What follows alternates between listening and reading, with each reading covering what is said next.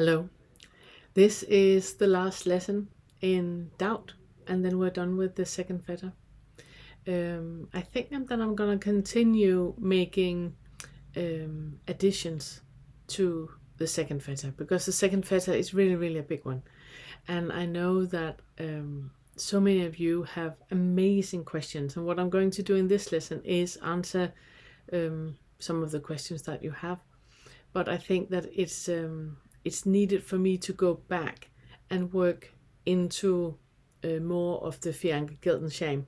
I was thinking yesterday after I did the recording, I was thinking, I actually really would like to make more specific videos where I talk about that when you sit with fear, how do you work with it? How do you go into it? And I am going into it in the third fetter, where we talk about harmful routines, because when we create routine, when we have an underlying feeling of fear, anger, guilt, and shame, or we have a toxic starting point where we either, the aggressive bully, the passive aggressive, or the chameleon. So we're not in our body, and being in the body can be very triggering. It activates so many feelings of fear, anger, guilt, and shame, so we don't want to be there. So we are diverting all the time. That is what we do with the toxic starting point. So we divert our attention all the time to avoid feeling the feeling. And the problem with that is that we kind of create this illusion that the feeling is real, that the thought is real, that the trauma is real, that the experience was real, that everything that happened was real. We create that delusion, and in that we identify. And that is what is logging us into a life full of suffering, a life that is so difficult to get in connection with contentment, because there are just so many obstructions all the time, and we get like conflicting messaging all the time. And the questions I'm going to answer in this video are really a very good display of that. There will come another Q&A that is an add-on the first fetter, because I have received so many amazing comments from you, partly with questions, but also just with where you're sharing your experiences, and I'm overwhelmed. I'm so grateful for that. I mean, that interaction that we have on the channel, it's really amazing. Meeting you in groups and seeing you at different meetings, and it's really amazing. I'm so enjoying it, and your interaction makes all of it worth it. All of it is just so worthwhile when I feel that interaction, and when we connect on that level. I really enjoy that. So thank you so much. And also for all of you that have signed up as members on my channel, thank you so much. You make it all possible, partly for you to acknowledge me by contributing and supporting me. I'm really grateful about that.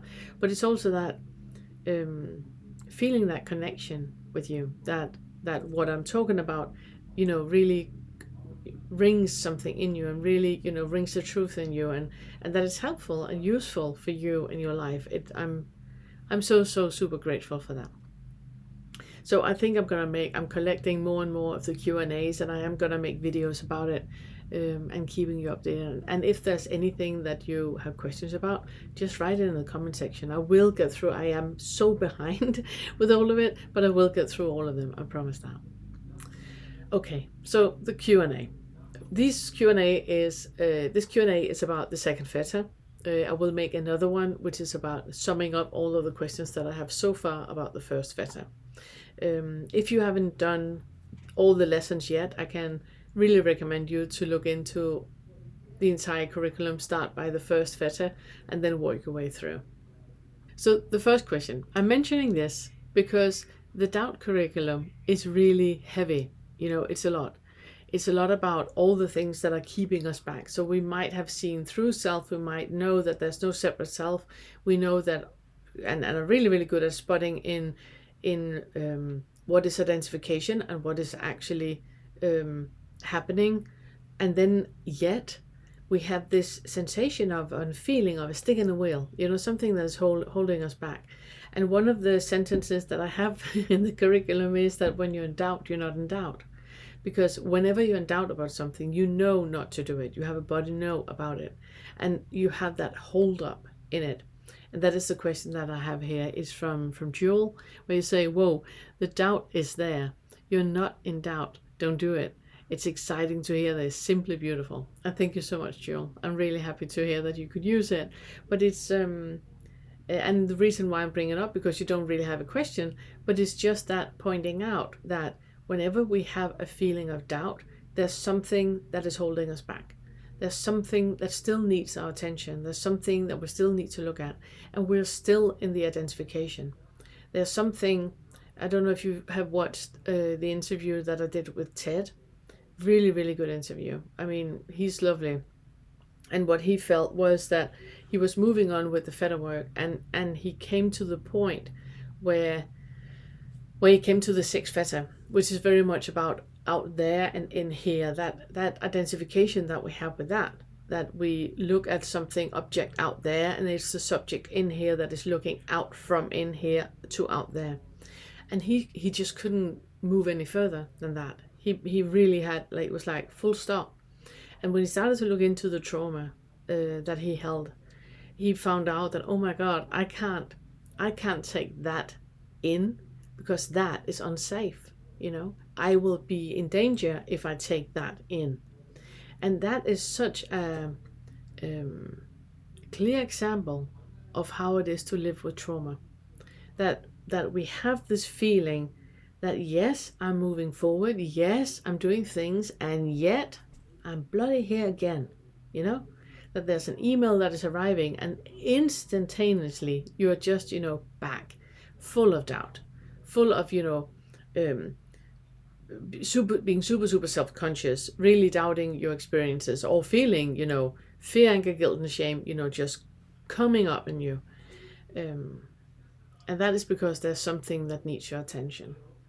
And that's why the doubt curriculum is really, really important to take your time with, really, really, really look into.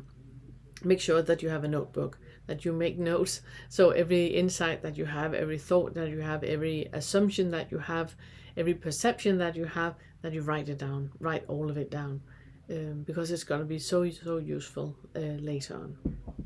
The next question is from Amanda.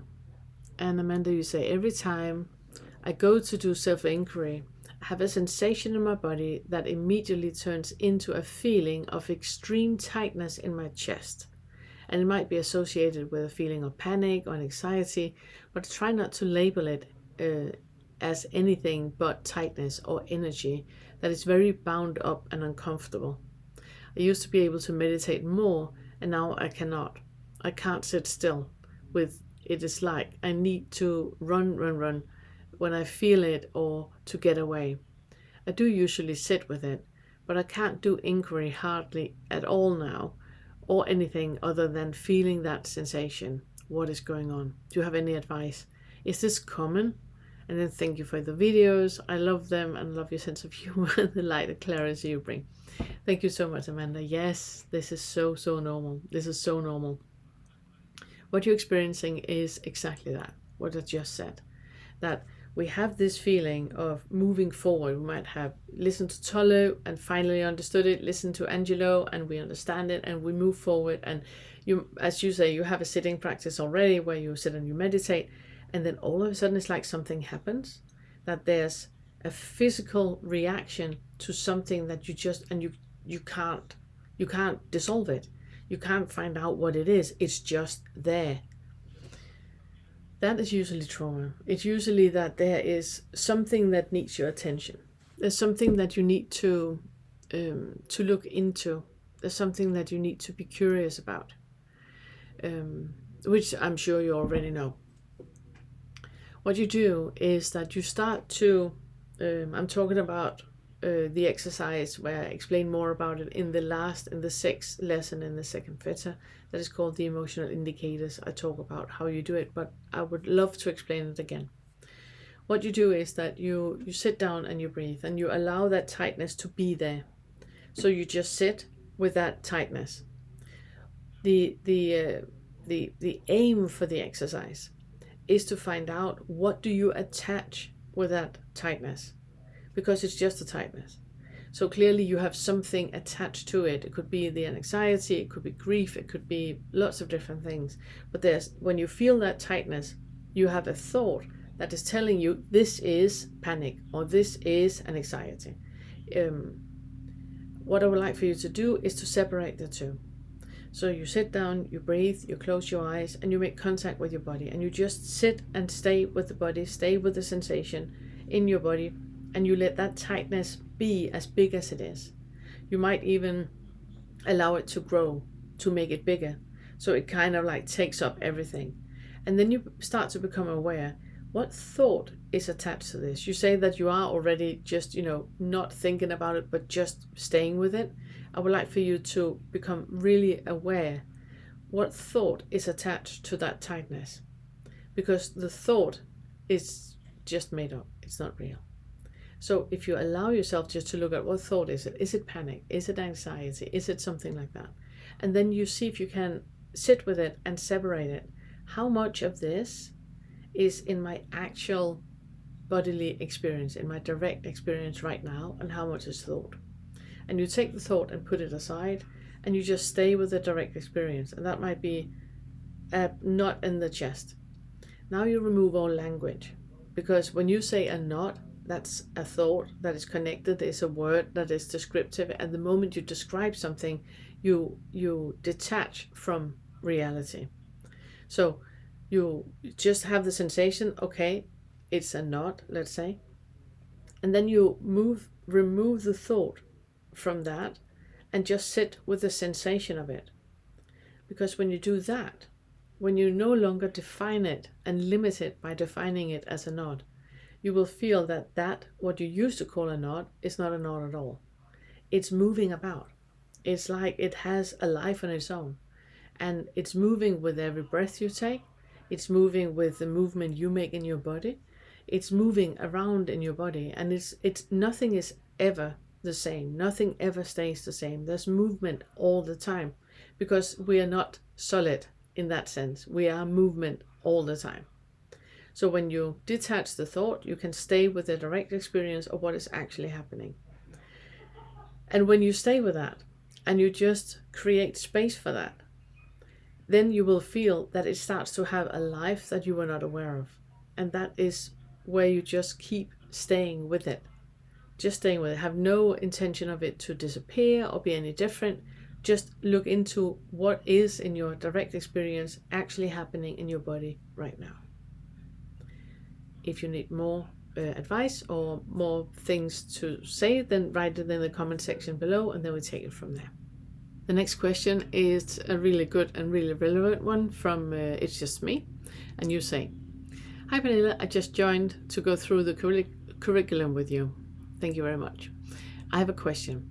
When you say we do not hold the key and the answers to everything, I could feel into that and resonate with it. But what comes to mind is, what about people like Jordan Peterson, who has been so influential on so many people that has led to a freer life for them? His book, 12 Rules for Life, has had a major impact on other people. What about him?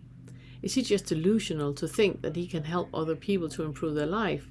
And are the people who say their life has improved because of the advice he has given them, are they in fantasy as well?" Thank you so much. Thank you so much. I love that question.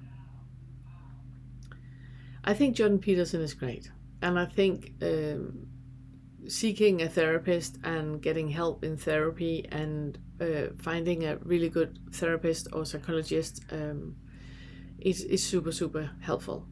If we have issues in our lives that are holding us back, which is why I'm answering your question here in the second Fetter about doubt and not in the first Fetter where the question was actually asked. The reason why I'm answering it here, it is that doubt is the curriculum where we look into all the trauma that we have, all the perceptions that we have, all the delusions that we have, all the experiences that we think we had, and all the things that are holding us back because of that. Guys like Jordan Peterson and books like The 12 Rules to Life and other books by Jung or by lots of other people, they're very, very useful for that, because you're looking into what needs to be resolved. I've said multiple times, especially in the first Fetter, I talk a lot about that it's very important that you need to own your trauma. You need to own, you need to have a very, very clear sense of self. You need to have very, very clear ability to self-care, which is what we talk about in the third Fetter. You need to have very, very clear boundaries, which is what we talk about in the sixth Fetter. You need to have very, very clear idea about self-worth, which is the second Fetter, and a very clear sensation of self-love, which is like all the Fetters. That needs to have happened when you were a child. You need to have all that built.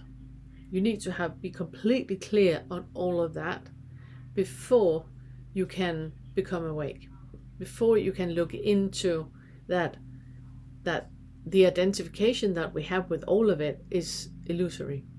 It's just something that we are creating to create a sensation of safety. In reality, none of that is real. The sense of self, the self-care, all of that, the fear, anger, guilt, and shame, none of that is real. The past is not real. The future is not real. The only thing that is real and actual in our life at any point, it's only the right now. And we can only get into that feeling and the being in the right now when there's nothing that is holding us back in it. Because if you haven't got clear boundaries, or if you haven't got a clear sense of self, if you're not taking care of yourself, if there's no self-care whatsoever, you're not brushing your teeth, going to the dentist, securing yourself financially, stimulating yourself intellectually and emotionally, and none of that is taken care of. You're not doing exercise, you're not eating proper food, you're scrolling and completely not taking care of yourself. If you're not able to do that, then you need to learn how to do that before you can be in the space where it doesn't matter. Because until then, it does. As long as you're identifying, all that matters, and it matters a lot. I think it was Gandhi who said that it doesn't matter what you do, but it's important that you do it. It's exactly that. That foundation that we need to have had in our childhood needs to be there for us to be able to lean back in the pure being, where there's no longer any reaction and there's no longer any expectation or projection or opinions or anything, because there's nothing holding us back anymore. If you don't do that, if you don't own those 5 key areas, if you don't own that, then you will not be able to lean back into that pure being. There will be a reacting. When somebody is saying something that you perceive as offensive, you will react. That is not in the pure being. That is not, if you ever react, if you ever, anything is influencing your mood in any way, then there's still things you need to look at. There's some things that still need your awareness and your attention. And you still need to look into it, because there are things that needs to be dissolved before you can release all of it. So yes, Jordan Peterson is amazing. I love his book. I love his work. I think it's great if that is what people need, and what clearly millions of people have, enjoyed. I think it's great. I think it's amazing. And it's not an either or, because it's something that we need to own before we can lean back in the pure being. And then there's a personal question from Little Flanky, thank you so much, where you asked me, how long did it take you for the sense of self to be permanently seen through? And I have talked about that in my interview with Angelo, where it happened instantaneously. It happened, overnight. And then you ask me, did psychological suffering such as anxiety and future worries stop for you? And yes. And that's why I'm doing this curriculum. It's because I know it's possible. I know it's possible to be in that pure being where it's just here right now, and you just flow with whatever is opening up, and there's no preferences, there's no expectations, you're just going with it, and you're just in that pure being. that there's no reaction to anything. There's response to things, but it's not with a me involved in it that has an opinion about anything. It is possible, and that's why I'm doing the curriculum. And then I have received a really, really good question from Miss Tara. I love this. Your content is brilliant. Thank you very much. Question on body yes, body no, please. Isn't our body's perception also influenced by our beliefs? So if a dog bit me, my body will definitely say no around dogs. If I have a prejudice about someone, I will feel contraction in my body. I do believe there's an underlying intelligence, but when do you know you're in touch with that and not a filter of reality? And I love it so much. Yes. When you are in the pure being, you can be bit by a dog and you hold nothing against the dog or you or the bite or wish anything would have been different. It just happened. It's completely fine. You might even have compassion towards the dog and see that it was actually really, really scared, or see something that is beyond a me that has just been bitten. You might also cry because it's hurting, and you might also, have different responses to what just happened. If you then create a story about it that makes you scared of dogs, then that is what you need to look at. So it's not the dog bite itself that is the interesting part. It's the reaction to it. That if you need to, because there's an identification in the reaction, right? Whenever we have a reaction, there's always identification. So you can be bit by a dog. That is what it is. That's a bite. That's the first arrow. There's nothing more than that. You have compassion towards you. You take care of your hand. Make sure you get, tetanus shot if you need that. You make sure that the dog is okay. Make sure that you are okay. Secure the situation and take the proper actions that needs to be taken. That's that. And then it stops there. There's nothing more than that. If you identify with it and you then become scared of dogs and you start to create a story about that, then you should look into that identification, because that is the issue. It's not the dog bite, and it's not the dog, and it's not you. The other question that you have is, if I have a prejudice about someone, I will feel a contraction in my body. Yes, exactly. Normally when we have that with people where we feel like that contraction in our body, it's usually something about ourselves. It's rarely about the other person. There might obviously be situations. I have had two instances in my life where I've been, attacked. And I had the feeling just before it happened where I knew exactly what was going to happen. And that, again, wasn't about the other person. It wasn't about the attacker. It wasn't about him at all. Just like it wasn't about me. If I hadn't been there, somebody else would have been there. It would have been her. So it's that keeping the identification out of it. But in the situation, when you are attacked, you deal with it accordingly in the situation, in the way that you are capable and able to deal with it, and still with lots of compassion afterwards. No matter what you did to the attacker to defend yourself, you have lots of compassion both for him and for you, for how you got out of that.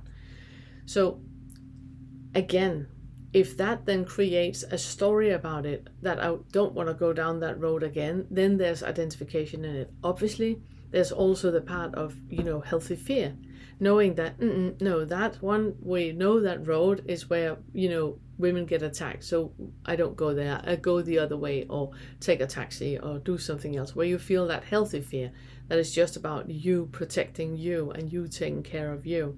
And that is the healthy part.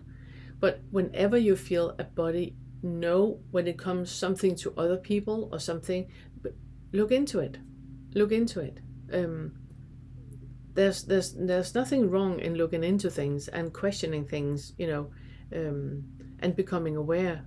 There's nothing wrong with that. So look into the identification. I'm going to talk more about the body yes, body no in the third Fetter, and I'm going to make it much more clear for you when the body yes and body no is there, and what if it's identification, or if it's just like a clear boundary thing. No, I don't want to do that. So I'm going to talk more about it. But look into your identification with it, because there is no such thing as one person being a bad person or evil person. That doesn't exist. I mean, that person has a mom that loves him. So it's only your identification, and it's only you looking into you. Thank you. Then I have a really, really good question from Bogdan. And I just want to say before I answer your question, I absolutely love that you took the gauntlet after the Q&A and the last lesson in the first Fetter. I have had all the questions, and you just took the gauntlet and you answered all of them. I absolutely love that. It's brilliant. Absolutely love that. Thank you for doing that. Anyways, you have a question and you say, "Hi guys, thank you for this amazing interview." And it was regarding the interview that I did with Ted. Pernille, I have a question to you. In video 5, Fetter 2, about toxic starting point, you said that it doesn't make sense to dig deep into past stories. But in another video related to the second Fetter, you said that ego is not interested into finding a solution. Ego is only interested into finding faults, and that is why it doesn't make sense to dig into the past. But it seems like Ted did dig deep into past stories, and in long dialogues with his inner child and in writing a letter to his mom. I got used to speak with sensations and emotions to find connected beliefs and memories as well. Could you please clarify your approach to emotional or trauma work? Thank you so much for asking this question. Yes. The way that I work with emotional work and with trauma work, it's with the foundation of the Fetter work. So it's the foundation of the Fetters that there is no separate self. There is no I, there's no Pernille-ness anywhere, there's no Bogdan-ness anywhere. There is only sensations that is perceived by the bodies, by the sensory perception, seeing, hearing, feeling, smelling, tasting, and touching. And then we have thinking. And the thinking part is where we start to identify. That is what we're dissolving in the first Fetter. So knowing that there is no separate self anywhere, and that places you in that space where you can go into your direct experience. When you go into the direct experience, you are in your body, and there's no identifying with anything you feel, there's no identifying with anything you see, hear, smell, taste, touch, or think. There's just that pure being. So you have a body, and you feel how the body is. Sorry for the language when I say you have a body. There is a body, and there is that sensory experiences with the body, and there's that space of pure being where there's no identifying, there's no preferences, there's no expectations, there's no opinions, there's no nothing, there's just the pure being. We can only go to that space when we don't have any hooks in anything anymore. Otherwise we can't let go of it. And if we have any kind of hooks in fear, anger, guilt, and shame, then that will come up. That's why I call it the emotional indicators. There is an indication that there's something here you need to look at. With the verbal indicators that we work with in the 4th and the 5th Fetter, then is when you can hear that what you're saying, or you can hear it with your thoughts of what you're thinking, that there are different indicators in the way that you talk that is pointing to the emotional indicators of fear, anger, guilt, and shame, or that is pointing to the toxic starting point, the video that you talked about that I just had with Ted. So those things are pointing in a direction that there's something you need to look at. There's an underlying trauma or an underlying experience. There's an underlying belief that needs to be looked at. And the way that you look at it, it's with pure observation. So you're not emotionally experiencing it. Whenever we put ourselves in a feeling and we experience a feeling, there's always a thought attached to it. And that thought is removing us from the direct experience that we have in the body and putting us into a story. And then we start to create a story about the story, about the story, about the story. So it's just the post-it on the post-it that we now react to. That is what is happening when we're looking into the feeling. And that's why it's not helpful to dig into the feelings, because they're just lies. They're just stories. They're not, it's like fairy tales. They're completely, the mind just, you have, if you really want to work with this, because I love this part, it's where you really look into your thoughts. So you just sit and you notice your thoughts, and you will feel that every thought you have, just before that thought happens, it's like you're standing like, and you have an array of solutions of thoughts to pick off.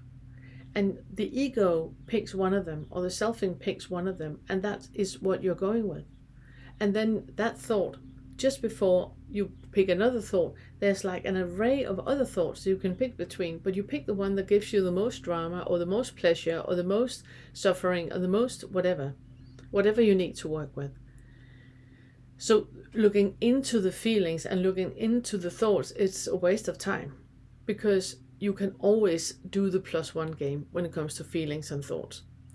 But it's important to look in, it's important to observe it. It's important to know that, oh my God, I have this feeling that of shame, I think that I'm less than everyone else, and I think that I need to be different than who I am. Oh my goodness. And I notice that when I'm out and about, I'm standing, to picking my fingers, I'm diverting, I'm talking too loud, I'm saying things I don't even, want to talk about. Why do you do that? So noticing all these things is important, but it's only important to the extent that you can, pick it apart, and you can go into your direct experience, stay with your body, breathing and just staying with your body, and whatever feeling is there, you make it big. So you feel, okay, it's shame, shame, shame, shame, shame. You make it big, and then you notice how much of this is in my actual direct experience in my body right now, and how much is thought. And then you separate the two, leave the thought and the stories and all of that, and just stay with the direct experience of where you are in the body right now. I hope that answered the questions, and if it didn't, please keep writing me. I love your questions. Thank you. And then I have a really, really good question from Marfil. You say, I don't get this at all. If I feel anger about something that is reflected in the body, maybe a frown, there's not just something happening in my reality and a separate unrelated anger. So I think what you're saying, I'm not sure if it is, and if it's not, then please write me. I think what you're saying is that you, in your body, it feels like anger is just happening. There's no reason to it. It's just happening, coming out of the blue, and it's just happening. And in your experience, it's just happening. You might not even feel the anger, but you notice that you must be angry because you look like that all the time. So you conclude, I must be angry when I look like that. What I would like for you to do is to back up, because before a reaction, there is a feeling, and that feeling is believed in to be true. And that is why we react with anger, or we react with fear, or we react with guilt or shame. The reaction that we have happens because we believe in it. But the thought that is telling you that you're fearful or angry or guilt or shame, that is happening just before the anger is experienced. They made a lot of amazing brain scans that shows that whatever we perceive, it's perceived by the body much, much earlier than is perceived by the frontal lobe. And the frontal lobe is where the ego is sitting on the throne and thinking that, the ego is the ruler of it all. It takes a long time from an actual perception to reach the frontal lobe. And that is what I would like for you to start to pay attention to. What is happening in the split of a second before you notice the anger? What activated it? Because nothing comes out of nothing. Everything is conditioned. Everything is connected. It's that conditioned co-arising or conditioned codependence that is happening. So something has started it. Be curious to that. Because if you're just in that pure being, in that direct experience, in that space all the time, there's nothing that is activating anything, because there's nothing to activate anything. So be curious.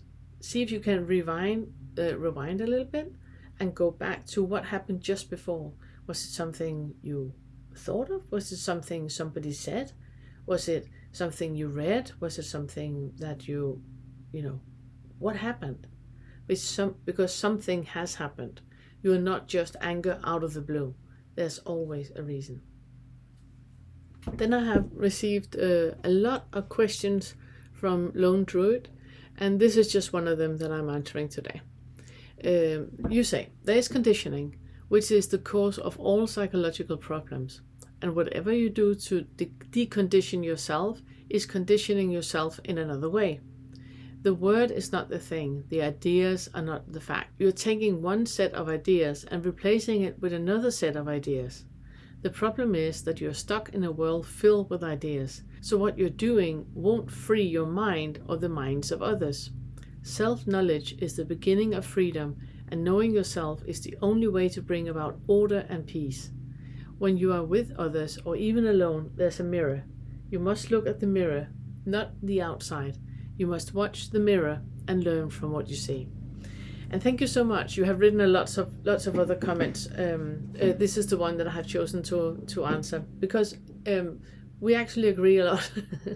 I know you don't think so in the other comments that you have made, but we actually agree a lot on a lot of things. Yes, every single reaction is conditioned. Every single mood we have is conditioned. In its true essence, in your direct experience, there is no reaction, there's no opinion, and there's no preferences. There's just that. There's just, that being. There's nothing that needs to happen. There's nothing that is missing, nothing that needs to be added. Everything just is.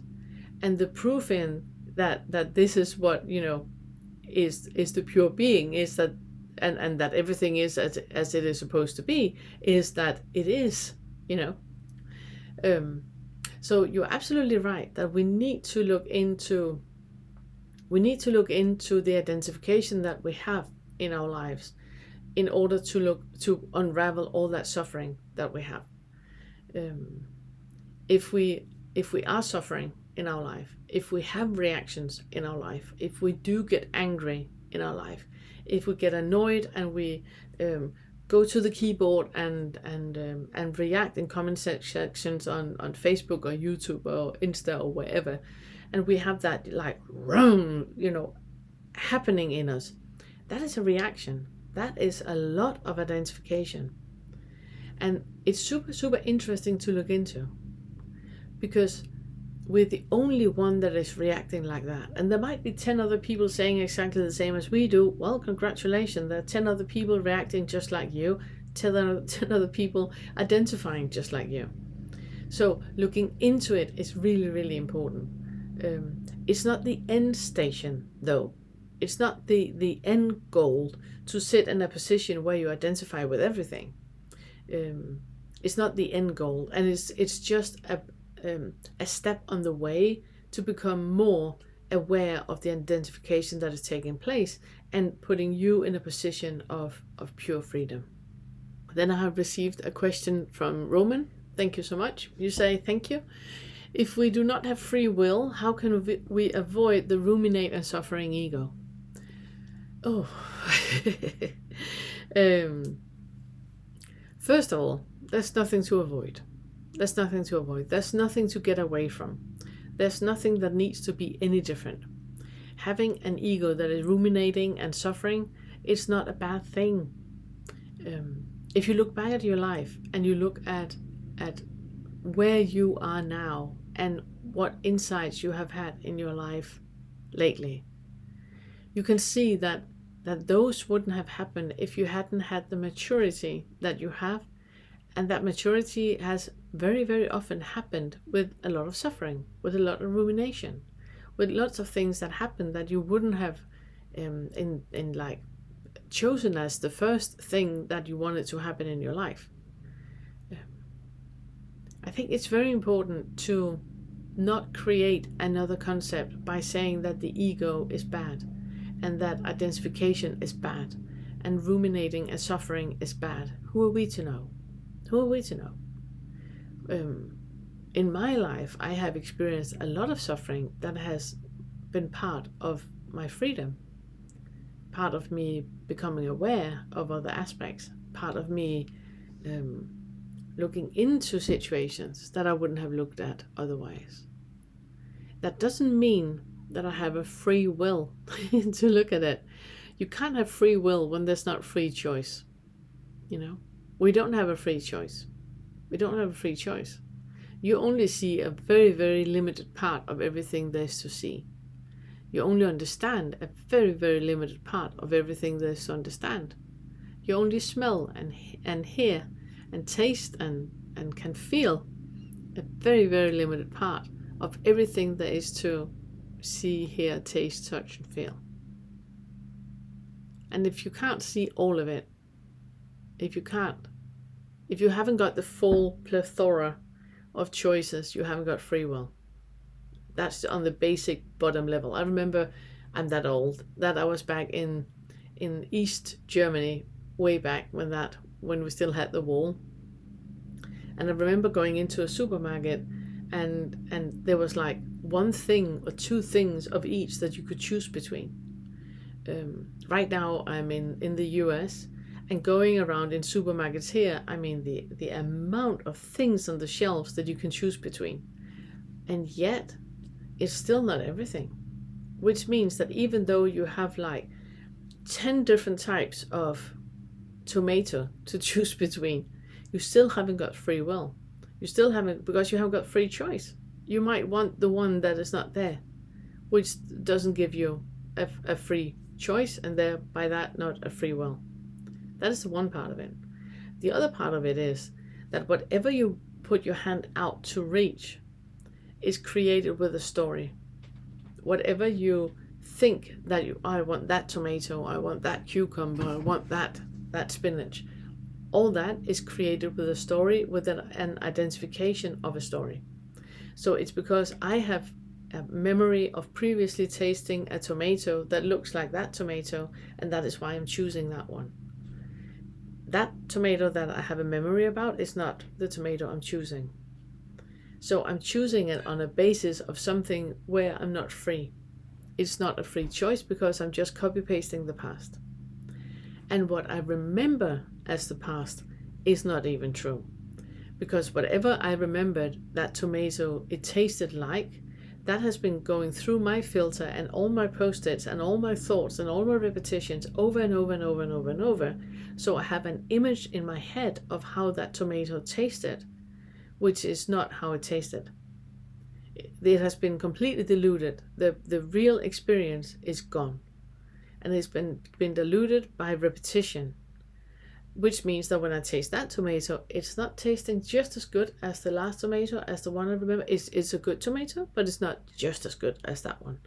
That's because that bloody tomato is illusory. It doesn't exist. It doesn't exist. And the memory of it is even false. If you have experienced conversation with people with Alzheimer's or dementia, you are really, really becoming very, very clear on how much of the mind is just delusions. That we believe that you remember yesterday. You don't. You remember fragments of your understanding that you had during your experiences yesterday. It's not what happened yesterday. Whatever you experienced went through a filter where you had an interpretation of what happened. And that is what you store as a memory. But that's not what happened. I mean, talk to your family. Ask them, what did you do for Christmas, 2001? Everybody will have a different story. And the memories you have, all of them are right. All of them are correct. Because it's just the story on story on story. Just the post-it and post-it and post-it that was created. It's not about the Christmas at all. Which means that anything you remember in the past is not real. Which means that when you make your tomato choice based on that, you are not even free in the choice. You can never ever do anything that is completely free. Yeah, because everything is leaning on references. Yeah, and there's nothing wrong with that. Nothing wrong with that. It's not a bad thing. It's not a bad thing.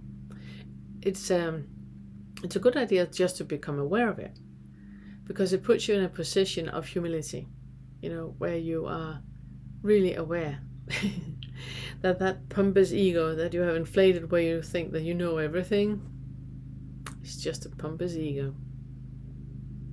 And there's nothing wrong with that either. Then I have a really, really good question from Joya, where you say, some beliefs are so deeply ingrained in our system, coming from childhood. Mine is, I never do things right. I know where they come from, Mom, and I can easily check them and find out that they're not true, but it keeps on coming. So is that a belief or is it a feeling? Yes, that's the answer. It's both. It's an underlying belief. When we have experienced something, if you have experienced your entire life that you never do anything right, and your mom keeps telling you that you never do anything right, at some point she doesn't have to tell you anymore, because you have taken the gauntlet, and you will now tell yourself that you're not doing anything right. By that, mom doesn't need to do it anymore, because you have now become that judgmental mom.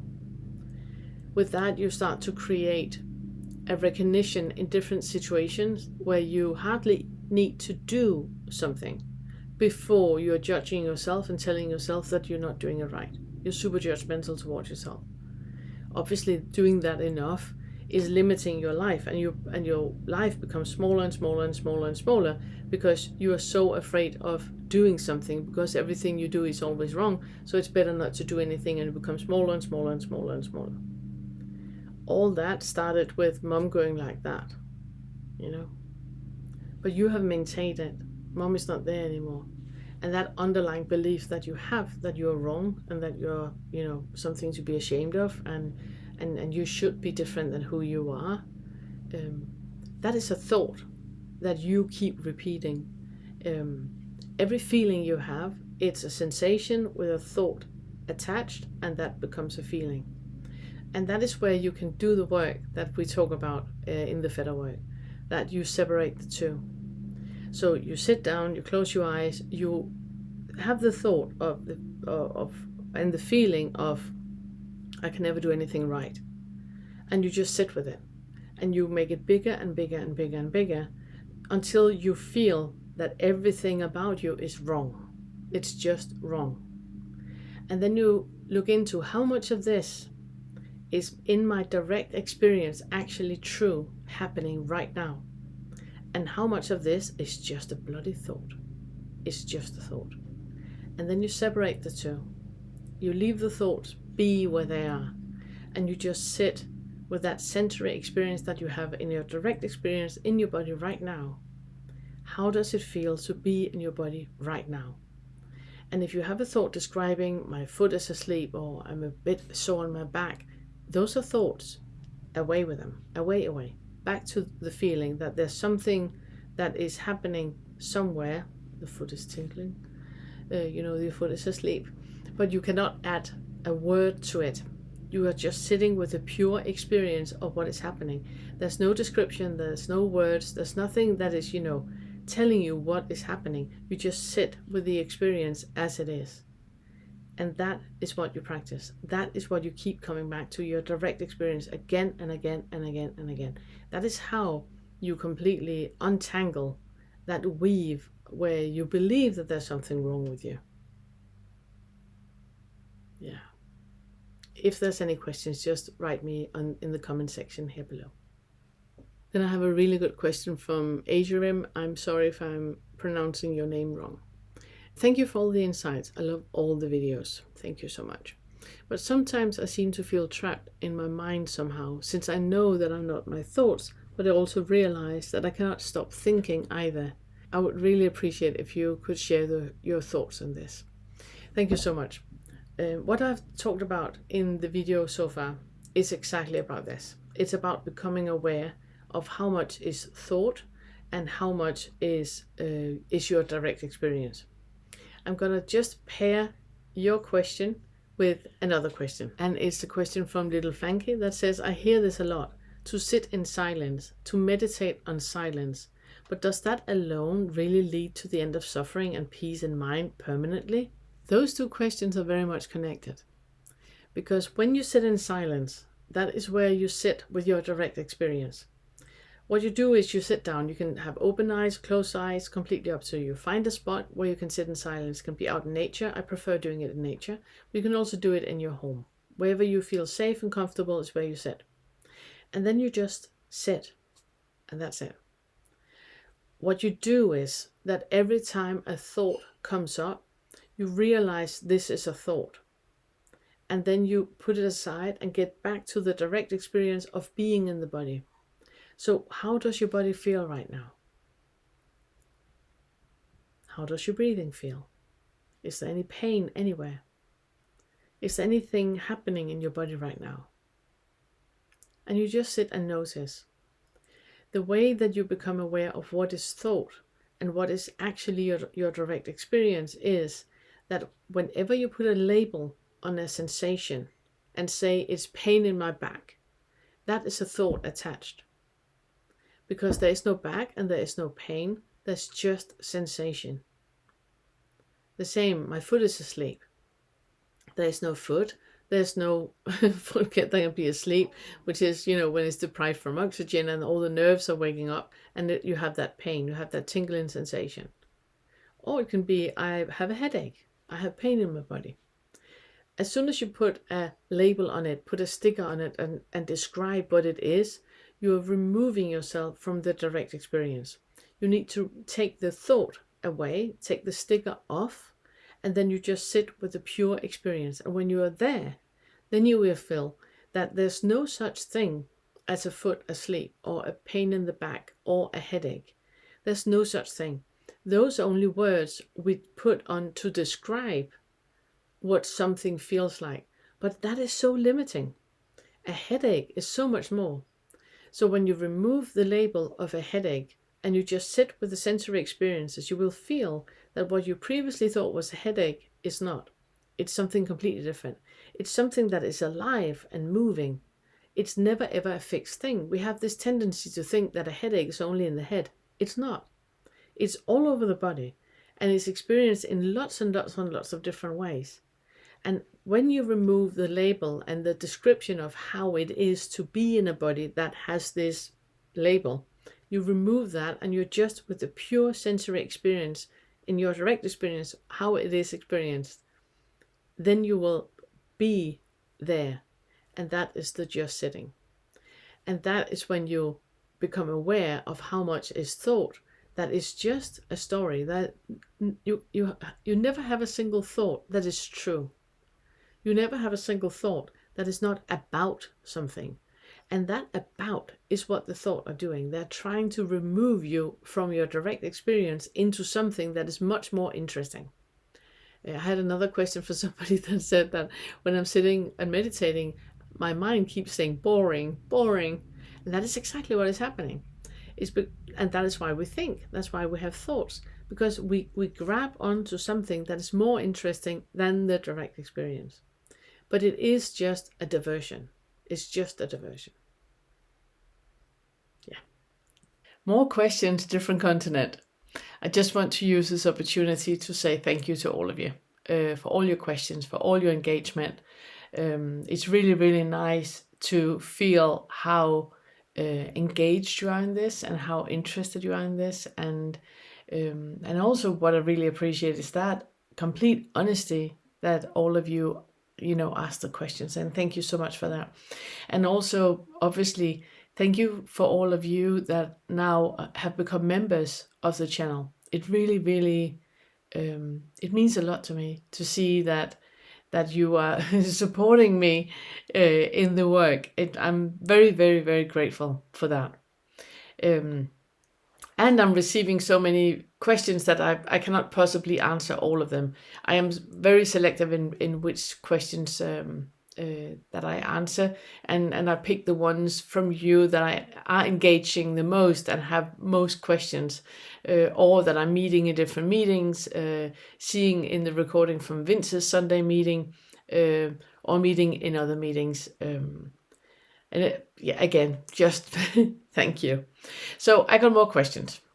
The first question is from S. White, And you ask me, is it possible to wake up to several different things? Or, is it possible to shift perspective more than one time? I see that there are no individual very clearly, but I had a different shift recently, and I don't even think I could explain it. The shift has made things flat, and not flat in a bad way. It sure seems to have simplified everything, though. I always thought I was a body with awareness, and meanwhile, all this has been here the whole time, and I didn't associate or identify with anything but the body. You actually answered this in a way after listening to the rest of the video where you say, leave it. And yes, isn't it amazing? What you have experienced with things falling away gradually, it's very, very normal. If you watch Angelo's videos, I really, really enjoy all of his interviews. He's interviewing a lot of people that are also explaining and talking about exactly this. That there is like that initial non-identifying with a separate self, where you know that, okay, there is no separate me anywhere. There's no inside, there's no outside, there's just sensory experiences. There's just seeing, hearing, tasting, smelling, touching, and thinking. And realizing that there's no separate self, that there's no one doing anything, there's no agent anywhere. And everything we do when we identify with anything and identify with an agent, that is just identifying with a thought, because it's just thinking happening. That's the first fetter. What you then have realized and what you have experienced is, it sounds very much like the sixth fetter. And the sixth fetter is working with where we see, we work with the subject sitting here observing and the object that is being observed. Before you work with the sixth fetter, you have that very clear feeling of an inside and an outside. That there's somebody inside here observing what is on the outside. And what we work with in the sixth fetter is that identification. That identification with me being an agent and inside observing something on the outside. And we do different exercises where we pull the outside in until that dissolves too. When we make those exercises and where we work with the second fetter, it's very, very often that people, they experience the depth perception of things is falling away, because that's only something that is happening in the brain. You then, for shorter or longer periods, see the world that has a width and a height, but it doesn't have a depth. And that is when the world kind of becomes flat. Some people experience that, some people don't. It's not something that you have to experience, and go like ka-ching, and then you have had the sixth fetter experience. It's not how it works. That would just be identifying with that. But in the sixth fetter, we work with challenging the perception of dimension, of that subject-object illusion that we have. So yes, it sounds like that is what you have experienced. It's, again, not something that you need to dive into or work with or pay any specific attention to, because things have they have this way of just sorting themselves out. If you look at my homepage on The More UK, I have written about it, and that we have the lower 5 fetters and we have the higher 5 fetters. And in the lower 5 fetters, the way that we work with them is in a very specific manner. It's what you have experienced with the lessons. As soon as we are done, or I have made all of the lessons for the lower 5 fetters, and we start to work with the higher 5, where the 6 is the first one of them, then you will experience that it's a completely different way of working, because there's no longer any identifying. So the how can I say, the basic or rudimentary or very basic way of identifying is not there anymore when we work with the higher fetters. But yes, what you have experienced is is part of the awakening process. It's also what I'm talking about very, very often in all my videos, that the fetters is just a concept. It's not really that there aren't any fetters anywhere. It's just a way for us to have a tool to look into the different types of identification and go into depth with the areas that need more attention and more awareness, in order for us to really realize that there is no separate self. So all of it is about identification, and also why in LU that a lot of people they experience that as soon as you don't identify anymore, everything is gone. But that also means that you no longer have any reactions, you don't have any mood, you don't have anything of that. If you have that, then there's still work that needs to be done. There's still things that you need to look into. Because in that pure being where there's no identification, there's no right or wrong, and there's no preferences, there's no expectations, there's no mood, there's no reactions, there's just that pure being. And until you are there, there's still work to be done. And even when you are there, there's work to be done. You're still here. That's kind of like a key indicator that there's more work to be done. So thank you very much for your question. The next question is from Life as Is. And you ask me, I have noticed a pattern of re-identifying with certain beliefs around the body, such as I'm in the body, this is my body, ownership, I have control, I have choice, I have doership, and all of that. When there's an experience of intense physical pain.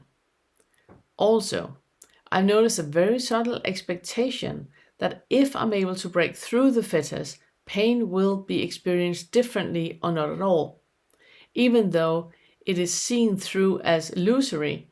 Whenever sensations of physical pain are felt, some unconscious pull towards identification with the body still seems to play out. Truly appreciate if any advice on that. And thank you so much. I love it I love that part where I think it was Jeff in one of my groups, one of our groups, that said that as long as you think you can become awake, there's work to be done. And that thing that we have, that we want something else than what is, it's a very, very good indication that there's still identification happening. Because that's the ego. That is what I call the I am not, I should be. That whatever is, I don't want. I want something else. I want something better. This can't be it. This can't be it. And that is selfing, obviously. I really love the way that you have very clearly understood that there's no separate self. You understand that clearly.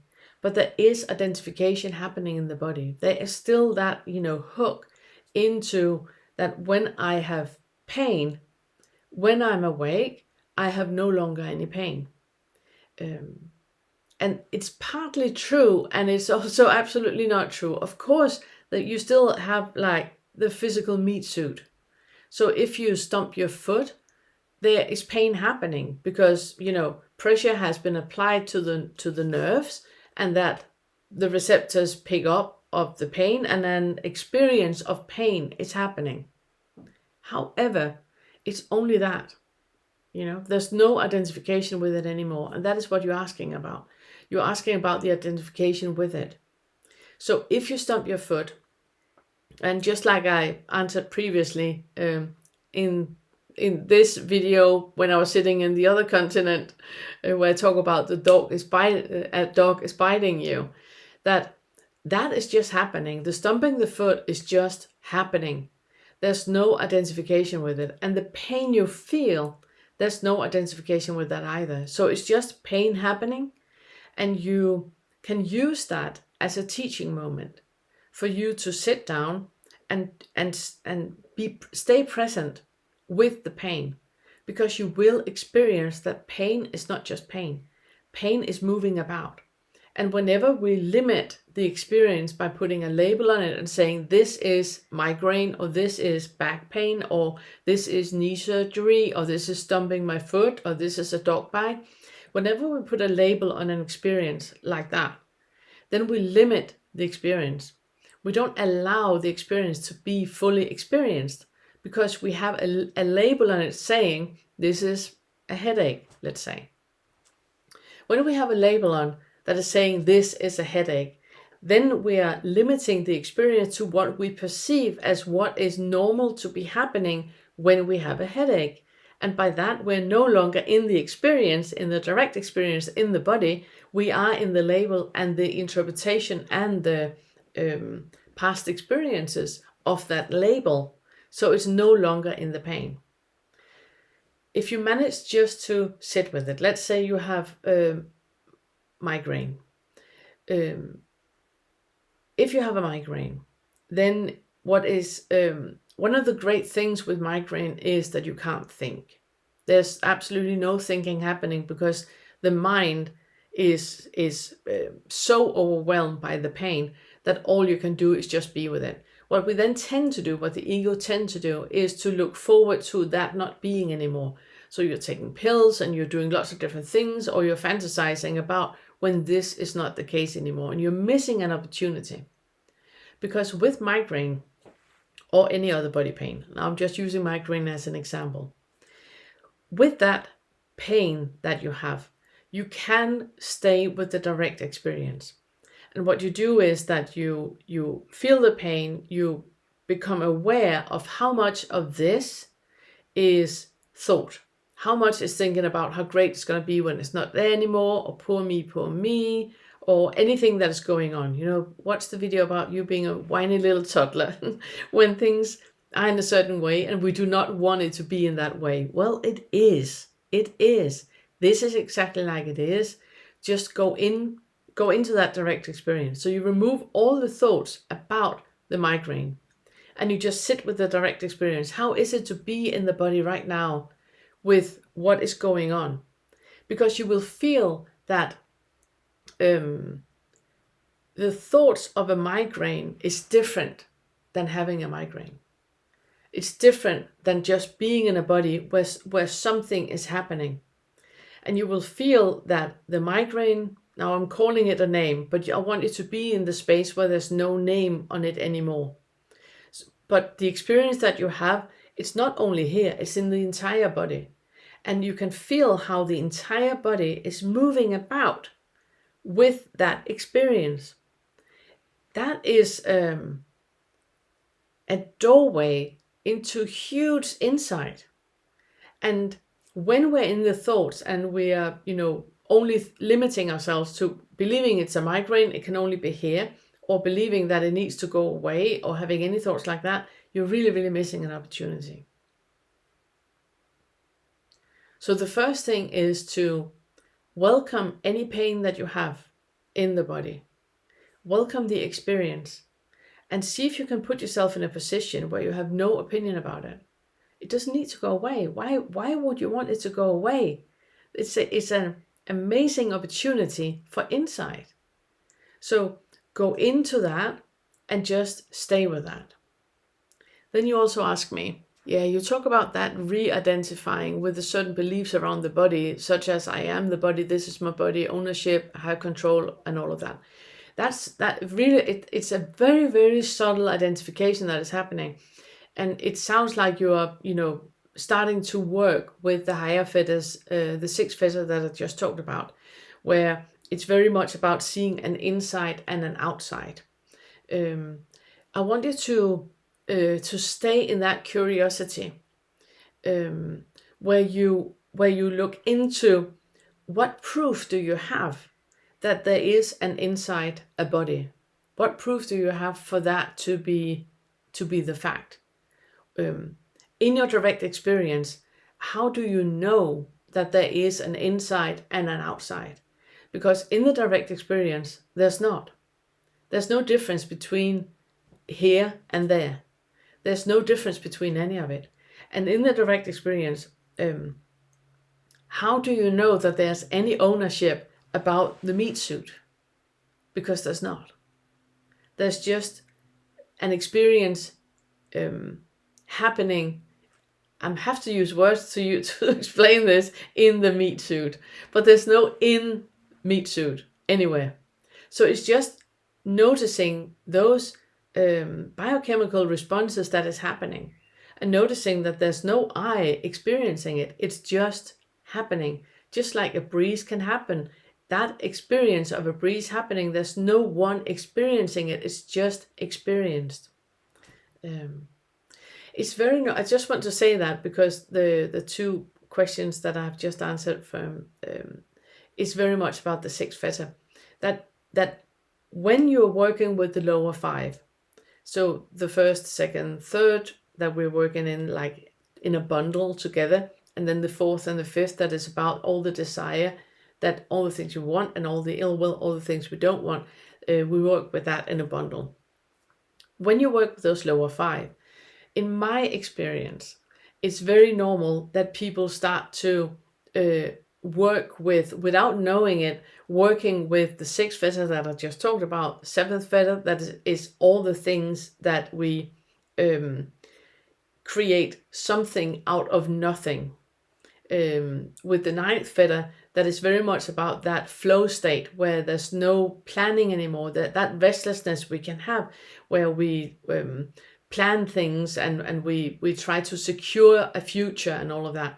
The ninth is very much paired with the third fetter that we're going to talk about in the next lesson, when we start to work with third fetter, which is about all the harmful routines. Though the ninth and the third are paired, because it's very much about the same thing.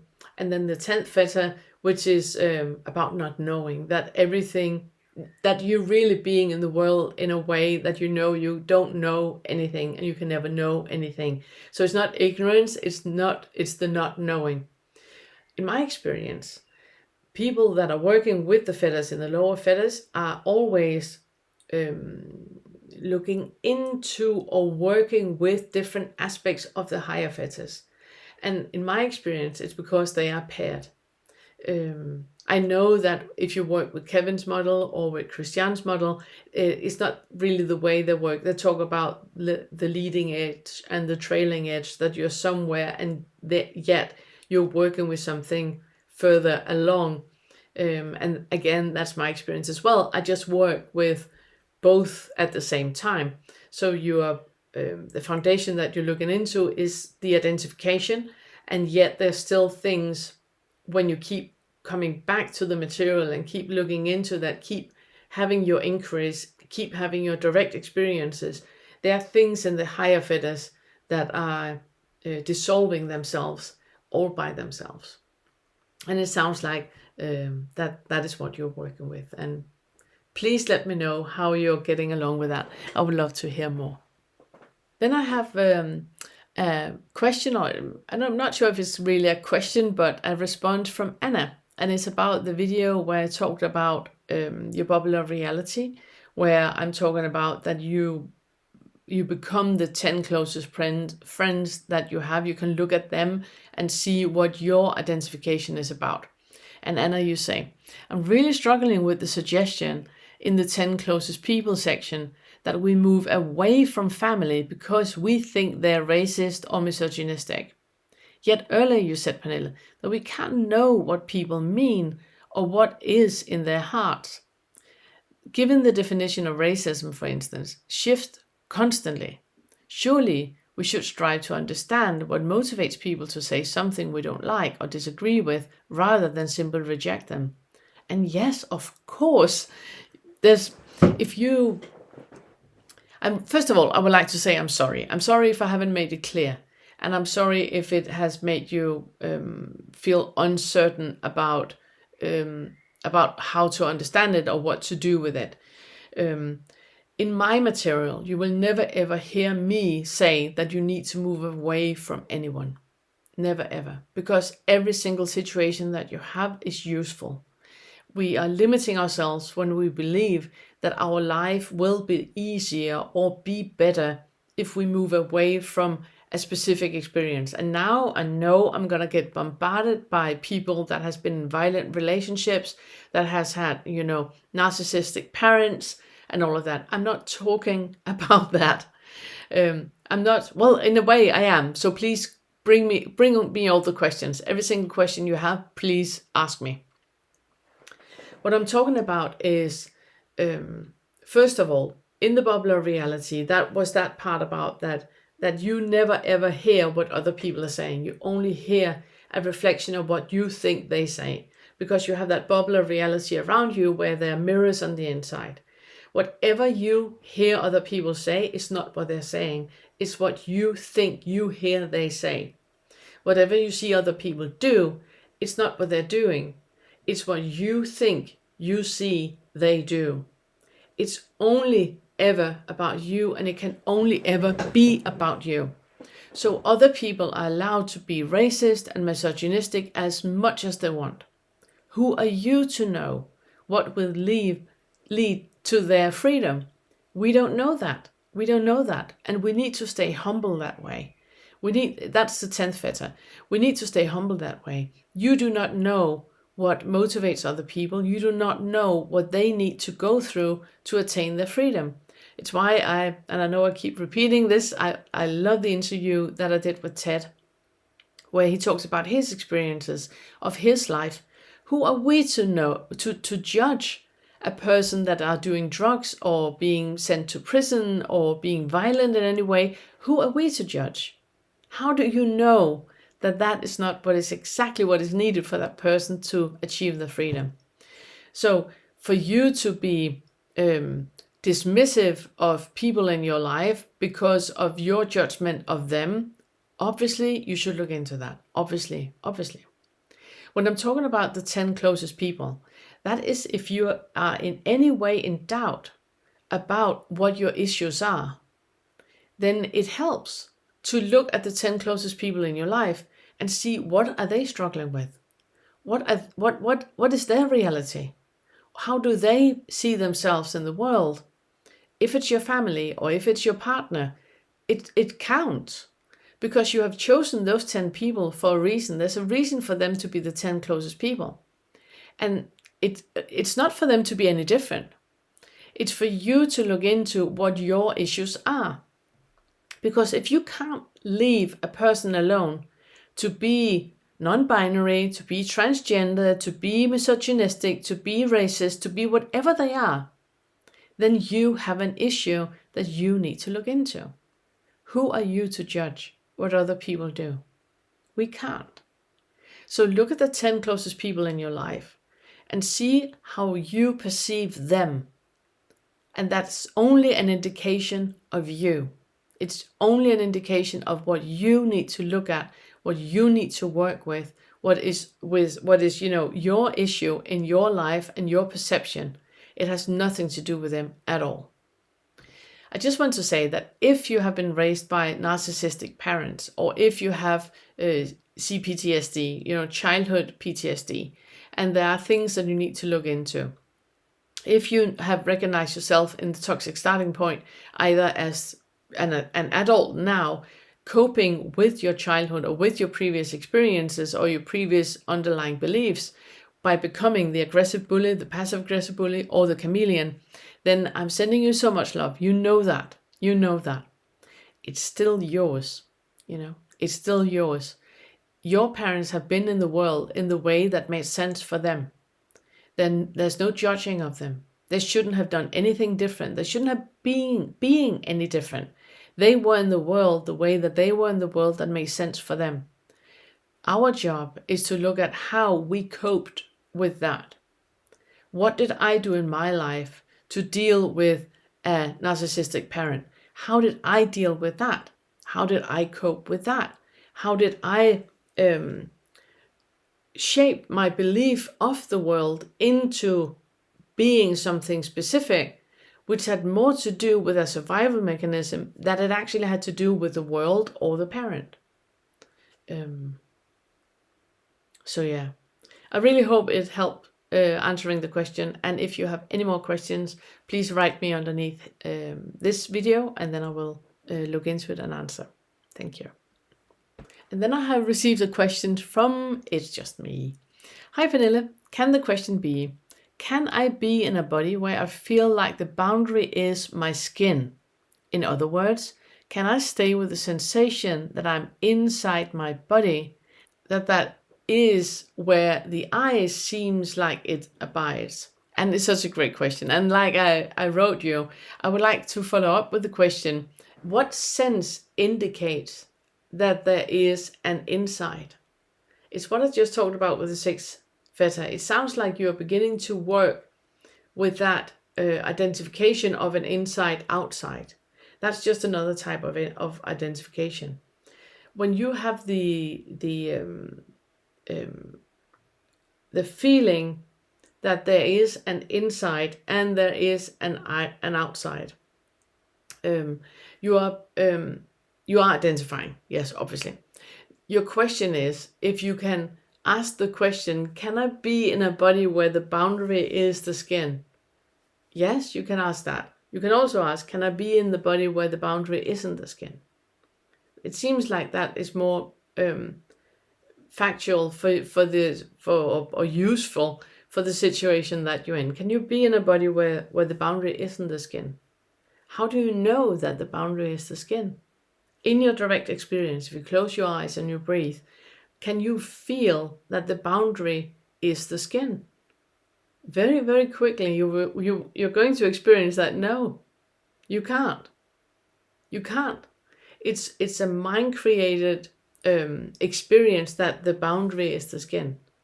It's only because of the way that our vision is that we experience this to be the boundary. It isn't. If you look into a microscope or if you zoom further out, you will see that it isn't. Some people can see aura. Is that then the boundary? Is that then the boundary? Or if you have a punctuation on your skin or you have like an open sore, where's the boundary then? You know? So it's just that identification that we have with the body as being in a certain way. It's also why all the weight issues that we can have with the body, it makes no sense. It makes no sense whatsoever to step on a scale to see how the gravitational pull is to the planet, and then you have an opinion about you, about that. It makes no sense. So yeah, if that was okay, I'm happy. If it just raised even more questions, please just feel free to ask me. And then I have a question from Beth. Your question is it selfing and belief to identify as having a diagnosis of ADHD? How does this fit into the Fetter? And I'm so grateful. As you know, I'm autistic, and I'm so grateful for your question. I'm going to make a compilation of all the ASD and ADHD questions that I have received on the channel, because I have received a lot of questions from autists and from ADHD. First of all, I want to say that I do not acknowledge the D in our letters, you know, and that's why I wish we could call it something else, because ADHD is a deficiency. The same with ASD, autism spectrum disorder. There's no disorder. I'm not disordered in any way. My brain is wired in a different way than the majority of people, and that doesn't make me wrong or into having a disorder. There's no disorder with my brain. I just perceive the world differently. So I'm really not very hooked on that diagnosis at all. That's why I call it autism, or I call it Asperger's. Yes. Like I talked about with the non-binary and with the transgender, there are part of us that is really important to identify with. And that is when we have situations in our lives where we have had a lot of suffering. If you have ADHD and you are late diagnosed, or if you're Asperger's or autistic and you're late diagnosed, then you have experienced a full life where you have had the feeling of you being wrong. We have had a full life of masking, a full life of being told that we were wrong, that we needed. If you have ADHD, you've probably been told that you need to focus more. You need to stay with where your attention is. You need to, work on that, not being sloppy and all of that. As an autist, we are usually told that we need to take breaks, that we need to have eye contact, that we need to not interrupt, not speak so loud, not share so much. I was in the train yesterday and I was sitting next to an autist, and it was lovely. It was lovely. Within no time whatsoever, we went straight into our special interests and was sharing on a level that is very, very atypical for neurotypical people. And I noticed that other people in the train were looking at us because we were speaking so deep about traumas and about experiences. And as an autist, we are often told that there's something wrong with that. And we need to work with the pain that has created of us believing that we need to be different. The same if you're transgender or if you're non-binary. If you have been, you had a designated gender by birth and you don't identify with anymore. If you were raised as a woman, you don't identify as that. Throughout your life, you have experienced so many people telling you that you're wrong. And that creates a lot of pain in a period where we're very, very fragile. So we need to own that. You need to identify with that first. And when you then, in that new identification, with your diagnosis or with whatever that you now identify as, you then create the full sense of self. What didn't happen when you were a child. The full self-care. What didn't happen when you were a child or a young adult. The very, very clear boundaries. That didn't happen when you were younger. The very clear self-worth. That didn't happen when you were younger, and the self-love. All that needs to be in place in order for you to let go of the identification. And then you can go into that pure being where you are more than that. You're not your identification anymore. You are in a position where you can, detach the thought and the identification and be in the just being. But before that happens, you need to identify. You need to identify. And that is also what I'm working with the Fetters. Yes. I also want to say that if you have a diagnosis of ADHD or Asperger's or autistic, and you have any questions, please write me. Please write me. I would love to get in contact with all of you. And then I have a really, really good one from V. And you say, this is a biggie. Recently, I felt the need to change someone's perception of us, my husband and I, hoping it would bring less judgment and criticism from them by sharing some of the harsh experiences in our lives, like war, illness, and so on. I guess using it as justification for being the product of our environment. What was interesting was that I found myself questioning my own sense of being a victim, needing recognition, wanting acceptance, and so on. It was a very good insight, not pleasant, as I had to admit that I too am critical and judgmental, but it allowed space for me to question what I'm still holding on to. I have to re-listen to this video. Again, many thanks for all that you do. Thank you so much. And I love this. And this is such a good example of the questions and the interaction that I get on my channel. I love this. I love this. This is so, so relevant for you to write down and really own your experience that you thought that you didn't identify with anything.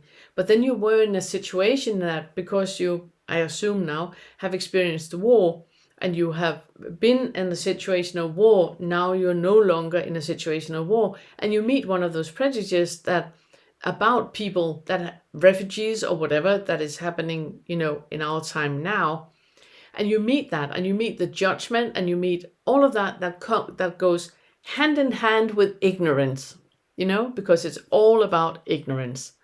Whenever people have an opinion about something that have no direct experience with, they have not experienced on their own body. It's just an opinion.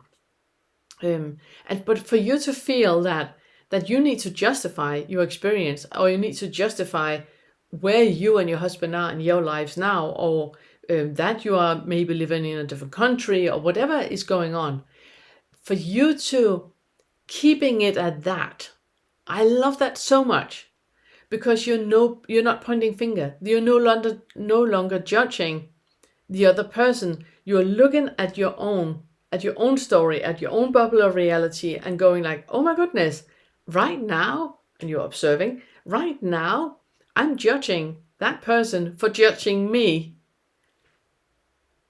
Why is that person not allowed to judge me?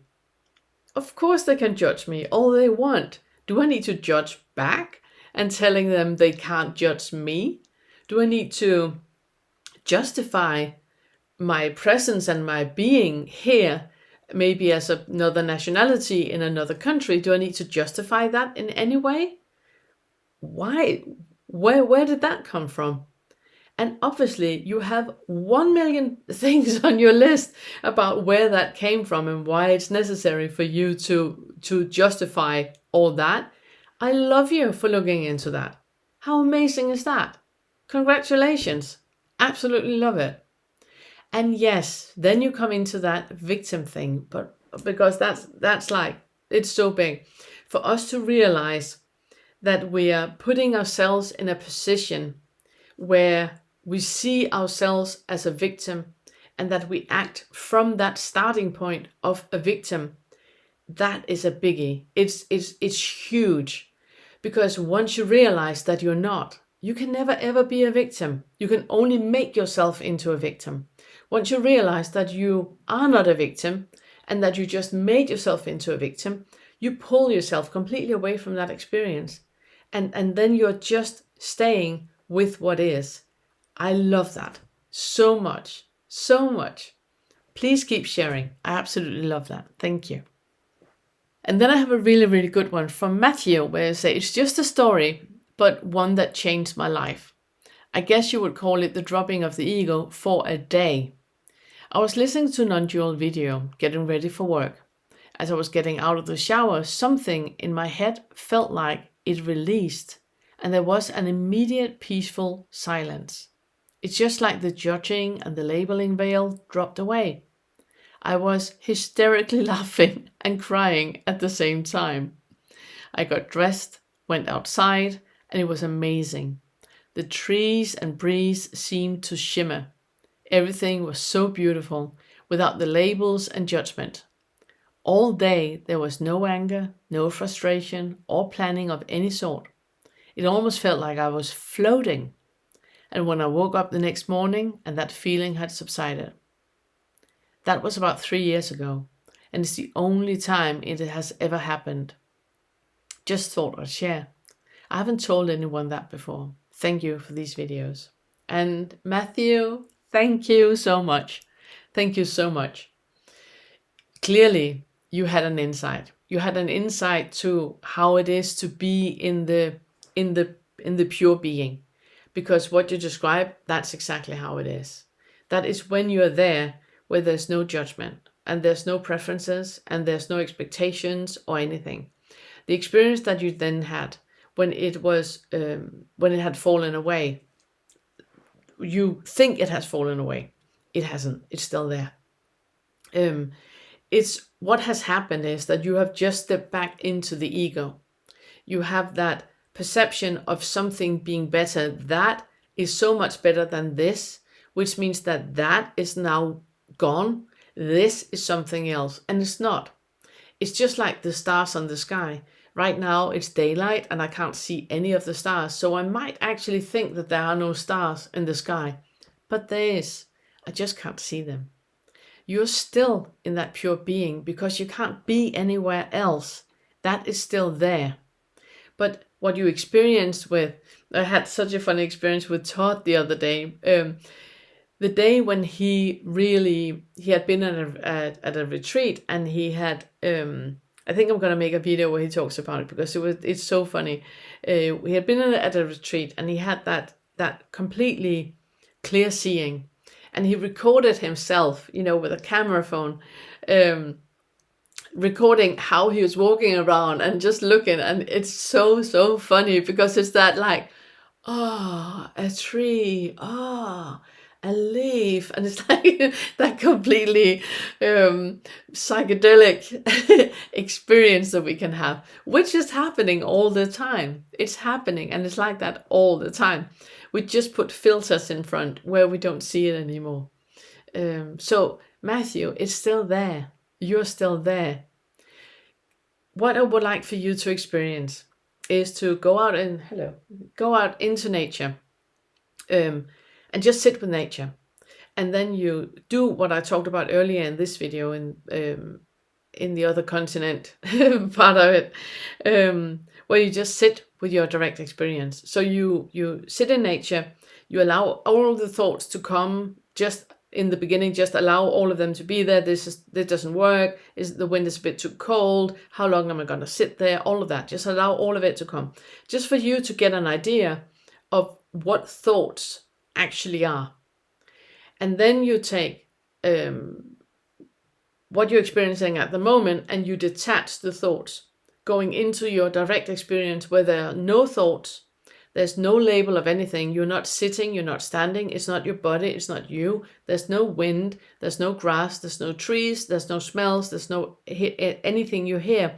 There's just being. And what I mean with that is that anytime you use a word to describe something, you have limited the experience. You're no longer in the direct experience. You put a label on and you're in a thought. So go back to that in your direct experience, that pure being in your direct experience, where you're just being. And there, the world is still like that. It's still like you're describing. It might not be, in psychedelic colors, and it might not be like you experienced it, with the grin and the laughing, crying all the time, because you get used to things. The brain gets used to an experience, which means that you're still in awe. I mean, I can completely, if I look out the window now and really start just to sit and be with the clouds, I completely vanish here, because there's just that pure experience with the clouds, and there's no talking anymore. So I'm not doing that right now, because right now I'm talking. But Matthew, it's still there. You haven't lost it. It's still there. If you have anything more to say, please write me. And the last one is from one of my beautiful members. Thank you so much for becoming a member. I truly, truly, truly appreciate it. Thank you so much. And Charlotte, you're saying, thank you, Pernille. When I play one of your videos, I feel that you're talking directly to me. Thank you so much. You challenge and you comfort in a way that helps me balance my attempt at inquiry and clarity with kindness for myself. Thank you so much. Right now, I'm feeling into the sensation in my body that I identify as sadness and grief. It's very intense. And I just want you to know how intense it is. When I ask myself if I can be in a body that has this intense sensation, I do answer yes. And I'm staying here. I hear my mind having hope that the sensations will dissolve, and I know that's an expectation of the mind. What is here now is ever changing, with the constant movement on now, and it just is what it is. I'm staying here in the now as best as I can. Thank you so much. And I know that's not a question. I know that you haven't asked me anything, and I know that you're just sharing your experience. I really, really want to say that I truly appreciate that. Thank you so much. And that goes also for all of you that I haven't mentioned in this video, that are sharing your experiences just like Charlotte is. It's so valuable for you to do that, because other people are reading this, and a lot of people will either see, oh my goodness, this is how I feel, or they will see, oh my goodness, I can work with this, I can do this, and then I can get into the direct experience, and then I can actually separate the thoughts and the suffering from the pure being. Oh my goodness, I want to work more with this. I want to to learn how to do this. I want to, remove that veil and just be in that pure being. Charlotte, whenever you get into that experience that you think it could be different, could you ask into a more subtle way of inquiring? Because what is it exactly that can be any different than what it is? It can't. It can't. What is what is. And in that, there's nothing else. It's also, we're going to work more with it in the fourth and the fifth. For example, I'm going to work a lot with it in the fourth, where you have craving for something. Let's say you crave chocolate ice cream. That craving that we have is a thought about things can be different than they are right now.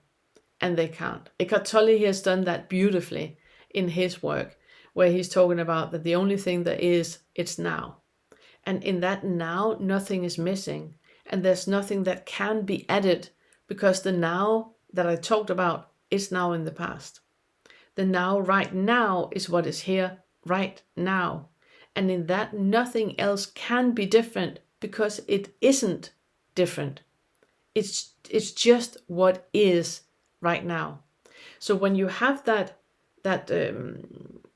identification, I don't really know the word, what to call it, that you talk about, that something else can be different, you need to back up a little bit, because you're a fraction into the future where you think things can be different. Right now, nothing is different than what it is right now. Yes. Thank you so much. Thank you so much. And now, ladies and gentlemen, I have questions for you. This is the last lesson in the doubt curriculum. And I have questions for you that I would like for you to answer before you move on to the third Fetter, where we talk about unskillful routines and rituals, and harmful routines and rituals. Before you move on, I have these questions that I would like for you to answer and reflect on. So bring out your notebook. This is where it's starting to get deep for you. The first question I have is, I would like for you to ask yourself, how did you realize that whatever they say, they are always right? And I know this is a biggie.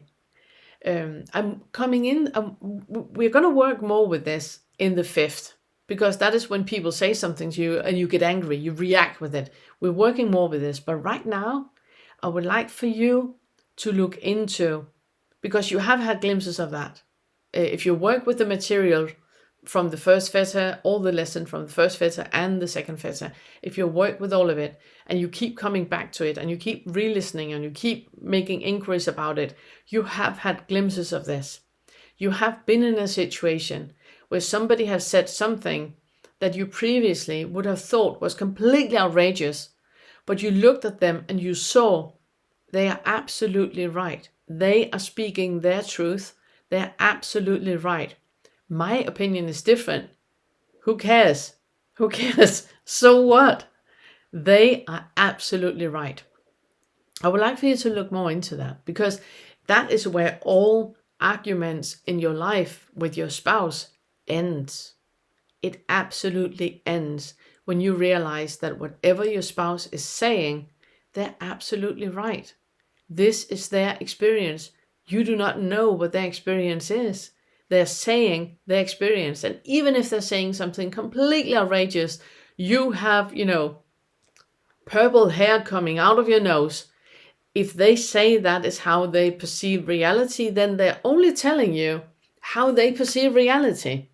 It's got nothing to do with you and your nose. Not at all. Other people can think and say whatever they want, and they need to be able to do that for them to achieve their freedom. So ask yourself, and be curious about this. How did you realize that whatever they say, they're always right? Next question. How did doubt hold you back in your awakening process? And this is obviously very, very clearly for the doubt curriculum. I want you to reflect back on this process that you have had in the doubt curriculum and look back to when doubt has held you back. How did that happen? Did you look into the underlying belief? Did you look into if it was fear, anger, guilt, and shame that was connected with the doubt? Because the doubt is just the diversion. We have an underlying belief under the doubt that is about fear, anger, guilt, and shame. And that we do not want to look at.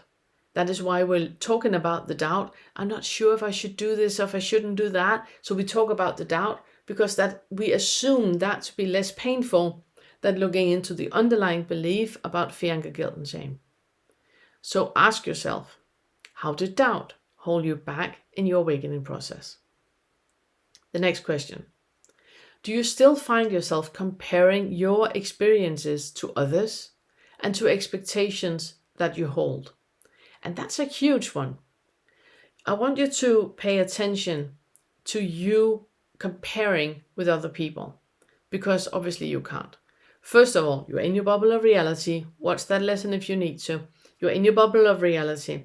If you sit here and you look into the mirror and you look at other people and you think that they're better off, that they have a better life, that anything that they do is better than what you have, please remember, that is your perception of them.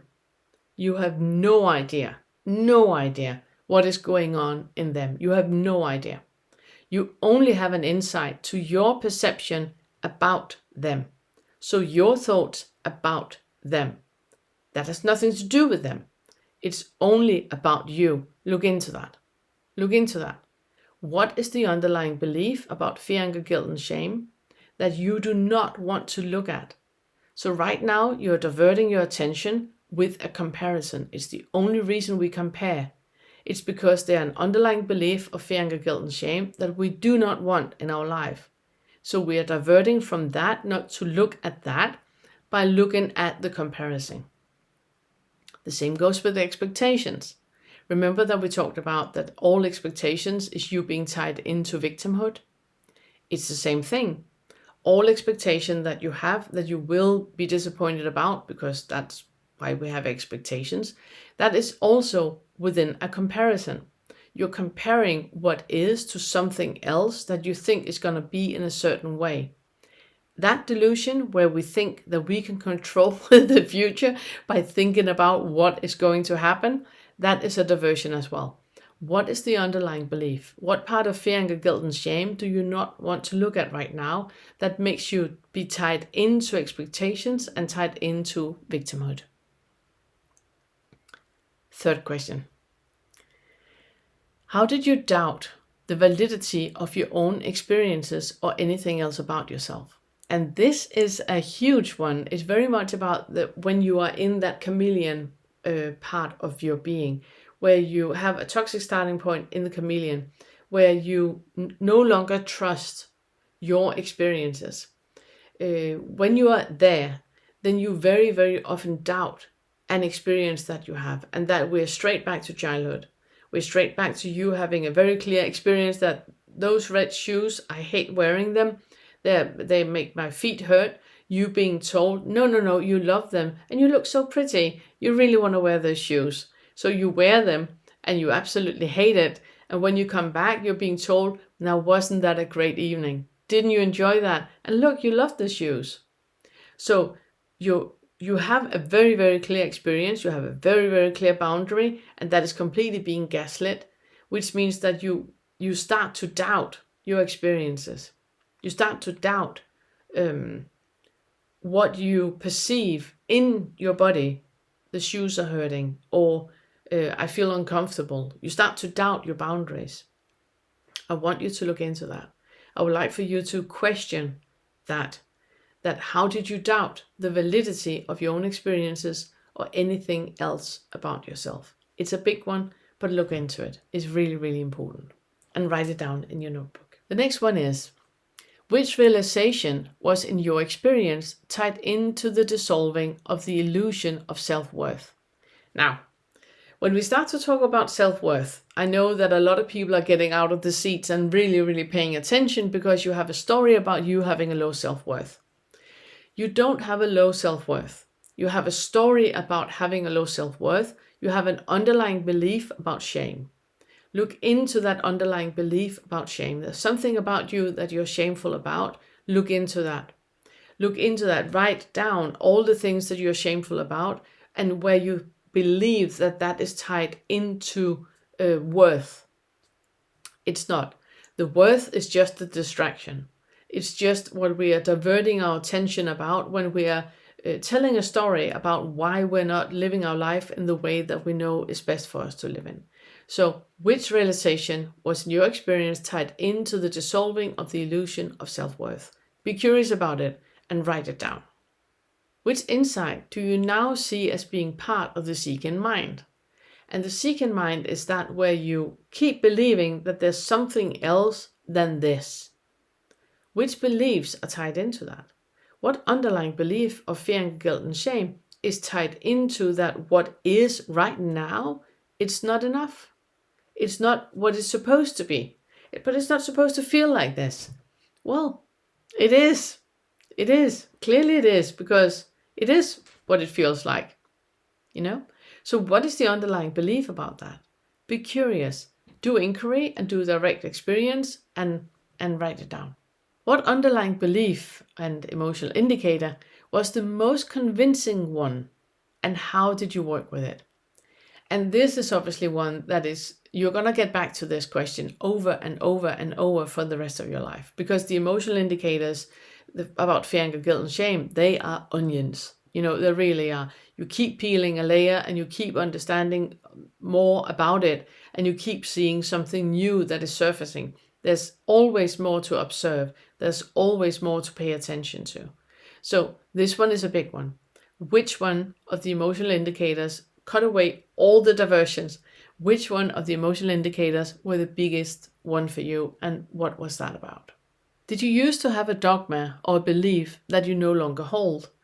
It's one of those reflecting one where you look back to when you started the process, and you look back to what belief did you have, what underlying belief that you have in your life, what underlying dogma did you have in your life that you no longer hold.